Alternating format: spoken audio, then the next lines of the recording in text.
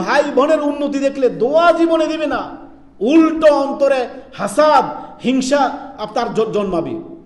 চিন্তা করেন তো, আপনি যদি আপনার কোনো মুসলিম ভাইয়ের ধন সম্পদ, ছেলে মেয়ে, স্ত্রী পুত্র, তার উন্নতি দেখে যদি আপনি হিংসা করেন, কি করবেন? আপনি কোনো লাভ করতেছেন?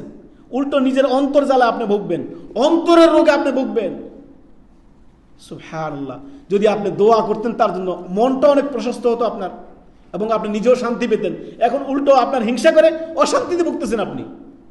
এটা আমাদের স্বভাব, যে কোনো কারোর উন্নতি দেখতেছে, কেউ উপরে উঠতেছে না, তাকে টেনে নামাও। এটা কখনো মুমিনের চরিত্র হতে পারে না, মুমিনের চরিত্র হতে পারে না। নবী সাল্লাল্লাহু আলাইহি ওয়াসাল্লাম কি বলেছেন?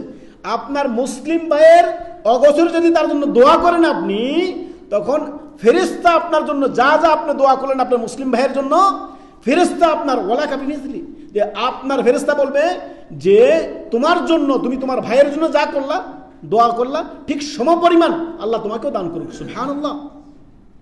সহিহ মুসলিমের হাদিস, 2732 নম্বর হাদিস।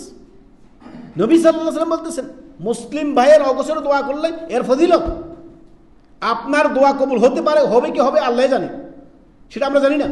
তো ফেরেশতার দোয়া কবুল হয়ে যাবে। আপনি যে দোয়া করলেন আপনার ভাইয়ের জন্য, সেটা কবুল হবে, হতে পারে, আবার নাও হতে পারে, আল্লাহু আলাম। তবে ফেরেশতার দোয়া আল্লাহ ফিরাবেন না। সুবহানাল্লাহ। অতএব ফেরেশতার দোয়া আপনি পেয়ে গেলেন। আপনি যদি ফেরেশতার দোয়া পেতে চান, মুসলিম ভাইয়ের অগোচরে দোয়া করতে শিখুন তার জন্য। কেন এত হিংসা অন্তরে কেন জমা রাখতেছেন?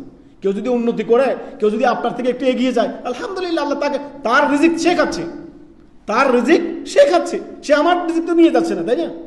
আমাদের দেশে দেখবেন কেউ বাড়ি গাড়ি করতেছে, হিংসায় শেষ, হিংসা অন্তরের ভিতরে। আপনি দেখেন আপনার পাড়া প্রতিবেশী কেউ একজন উন্নতি করতেছে, একটু উন্নতি করলে তার পিছনে লেগে যাও, বাস তদন্ত করা শুরু করে দাও।